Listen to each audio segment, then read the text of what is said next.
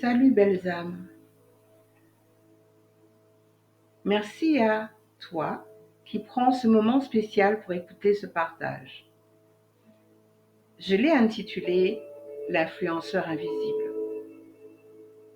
Eh ouais, je sais, un peu suspicieux, parfois même incompréhensible, de penser que quelque chose d'invisible nous influence, nous guide, parfois nous détruit, sans nous parler, sans nous voir, sans nous toucher. Comment cela peut-il se faire? Je vous invite pour compléter ce partage à écouter le post que j'ai fait qui s'appelle Vivre en conscience. Vivre en conscience, c'est s'éveiller avec une forme de compréhension de l'incarnation, de soi, de la vie, de notre vie,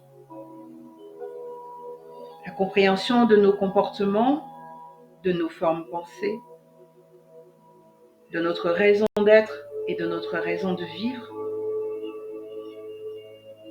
aussi de la raison de certaines situations que nous vivons, certaines réactions, certaines similitudes, certaines répétitions, mais aussi certaines peurs.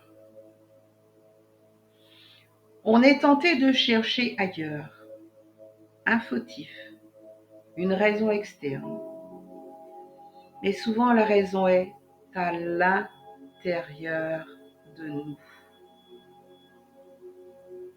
tellement enfouie, cachée, scellée, ficelée, cadenassée, qu'on a parfois de la peine à ouvrir cette partie de nous-mêmes.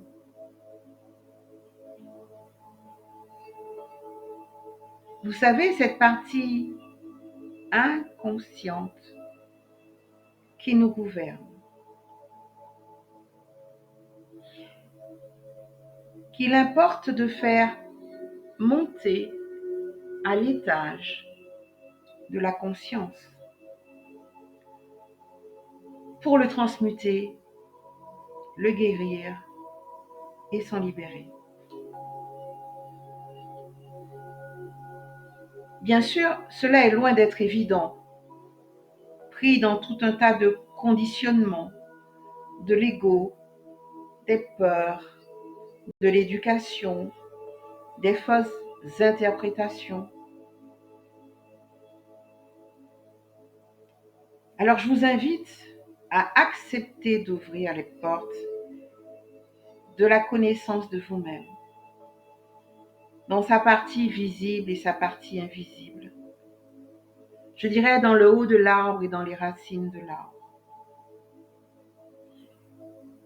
Dans cette partie visible et invisible, dans cette partie d'ombre et cette partie de lumière, pour une meilleure connexion à soi, au soi le plus intime et au soi le plus sacré. C'est le moment d'élever la conscience dans cette ère du Verseau pour acter le changement de la version, de la belle version de soi-même qui est à l'intérieur de nous.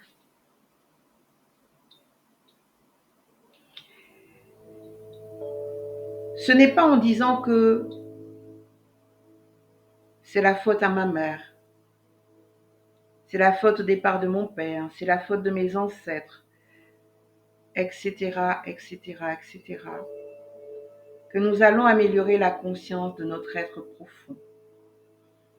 Ce n'est pas non plus en attribuant la responsabilité à quelqu'un d'autre sur notre vie que nous sommes créateurs de nos vies. Je vous avoue que la complexité de ce travail est bien réelle. Mais le bénéfice est extraordinaire.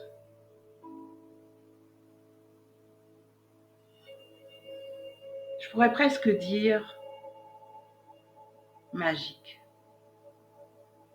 dans le sens le plus noble de ce terme. La bonne nouvelle est que nous avons avec nous, dans notre mémoire cellulaire, ce champ d'information, un champ d'information qui est fiable, qui a tout gardé, qui garde tout. Quand je dis fiable, c'est que le corps ne ment pas. Il est fidèle et il va toujours œuvrer pour votre bien. Il nous alerte quand la maladie survient. Il nous parle. Mais est-ce qu'on sait l'entendre? Est-ce qu'on sait surtout le comprendre? L'ère du Verseau est l'ère de la transformation ou de la transmutation. Ce sont des grands moments d'éveil de conscience, de responsabilité, qui nous aident à choisir, au-delà d'une rencontre, à la lecture d'un livre, à choisir, comme on dit souvent, en âme et conscience. Alors je vous souhaite de découvrir cette carte au trésor, qui est le meilleur de vous-même. À très bientôt.